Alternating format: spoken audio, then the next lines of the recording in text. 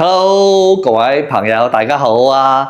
今次咧，同各位朋友講翻一集咧，叫做即掹即中，真係可以嗎？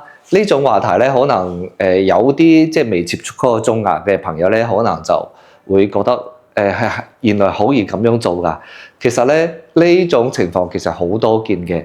咁假使你唔係話要求過嚟要種牙咧，大部分咧都認為佢自己牙齒結失咗好耐啊，同埋咧結失好多牙齒啊，先揾翻醫生鑲牙啊。咁呢個時候咧，你可能就先係了解到種牙。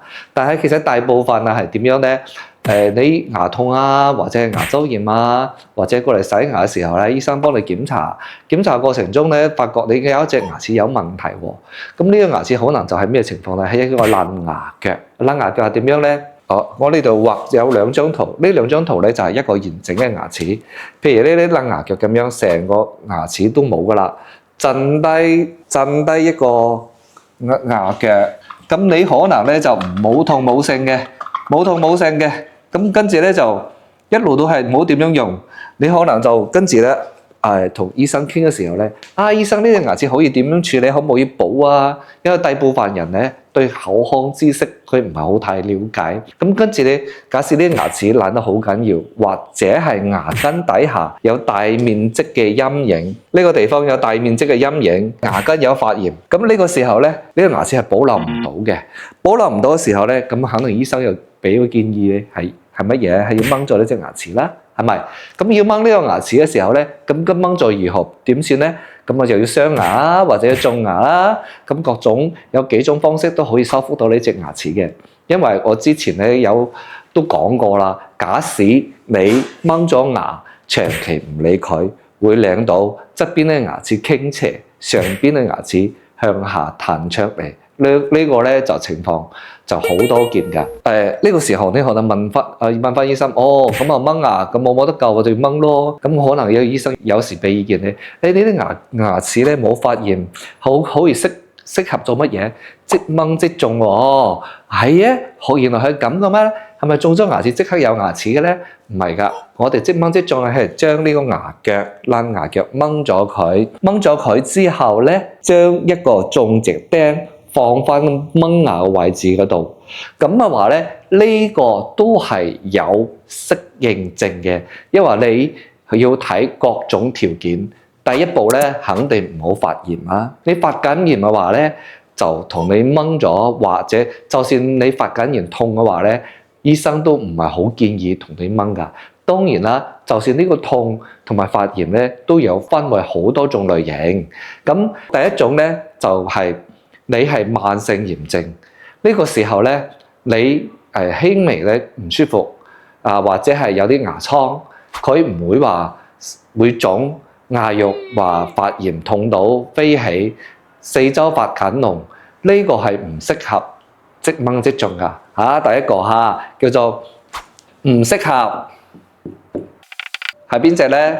就叫牙根或者係牙周急性發炎，呢個大家都知啊。呢個時候，假使你有急性炎症，係掹牙都唔可以噶，係通過清洗上咗藥，跟住咧食啲消炎藥，等佢消咗腫，你先可以掹牙。咁第二個係乜嘢咧？呢個咧就係今日最緊要同各位朋友講嘅，因為有啲人可能了解到有即掹即種，點解我嘅牙齒唔可以即掹即種？咁我哋有兩幅圖，點解今日畫咗兩幅圖咧？就係俾大家可以睇，因為牙齒佢有自己生理性嘅結構。咁譬如咧，咁呢個牙根表示咗乜嘢？呢中間呢個係乜嘢？神經管嚟嘅。上邊呢個叫乜嘢？鼻竇嚟嘅。好，咁我話咧，種牙係需要骨頭啊嘛。咁譬如咧，呢個牙根掹咗，其實佢離個神經管好近噶啦，甚至乎有啲咧係因為佢呢個牙根發炎，佢呢個牙根發炎長期慢性炎症，佢令到四周骨頭都吸收晒，個浪水喺呢個地方飆出嚟。咁呢個係平時見到牙瘡，呢個時候咧，你更加冇辦法可以同你做到即掹即種，因為咧底下嘅骨頭係空噶，所以咧就我哋一定要睇情形。對於嗰隻離個神經管同埋鼻竇太近呢種情況，都冇辦法做到即掹即中嘅嚇。所以咧，仲一個咧離神經管太近，仲一個係乜嘢咧？隻骨量不足。當然啦，骨量不足有幾種情況，有啲咧就係門牙嘅，佢都係慢性炎症，跟住咧成個牙根咧都太薄啦。咁呢個時候係需要將呢個牙腳掹咗佢，先填啲骨瓣上去，填埋骨瓣，令到個骨頭生咗半年左右，可以俾翻一個釘，可以有空間放嘅時候咧，我哋先係實行，即係再做呢個植牙嘅。咁嘅話咧，我有基本上咧呢個講翻有幾個情形咧，叫做3個係做唔到即掹即中嘅。其實咧呢種情形咧大概有3-4成，唔係絕對嘅。頭先講翻有啲係牙周炎，牙周炎咧你牙齒鬆已經達唔到保留嘅價值，今次你骨頭量夠高，咁呢個時候通常醫生係會建議你做即掹即中嘅。咁我哋好見到好多情形係乜嘢咧？個嘴入邊剩得幾隻牙齒，唔係太多，3-5隻，上邊2-3隻，下邊2-3隻。咁你假使需要前口修復嘅時候，因為呢啲剩低啲牙齒，因為係佢牙周炎，成個牙齒嘅咬合都亂晒，同埋又生得歪歪地，佢唔係一個正常牙齒嘅牙位，同埋咧佢基本上呢啲牙齒係同骨頭黐到未夠2-3個 mm， 好少噶啦。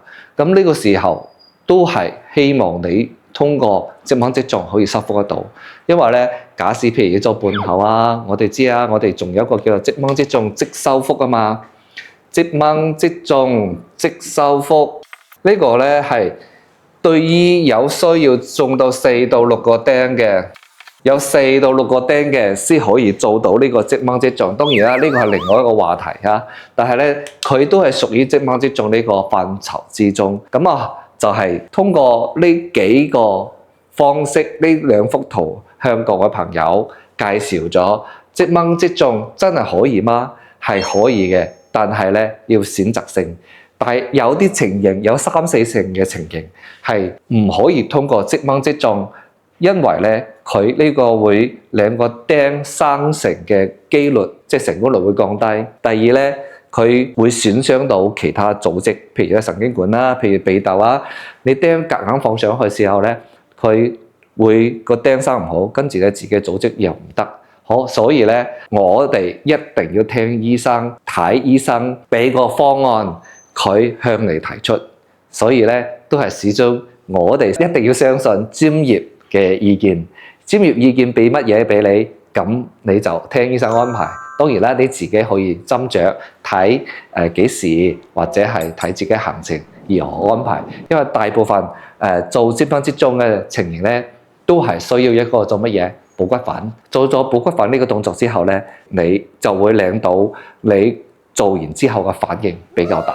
咁呢個時候咧，就譬如咧，你呢幾日啊，有好重要嘅約會啊，有好重要嘅工作啊，甚至乎係出去旅遊啊。咁呢個時候咧，你就避開呢個時間，你起碼有3-5日俾佢自己個腫痛消失咗。咁有呢個時間嘅話咧，可能咧就可以實行，即係做呢個即掹即中嘅動作啦。今次唔知有冇幫助到大家？希望大家有了解到更多牙齒嘅知識啦。多謝晒，拜拜。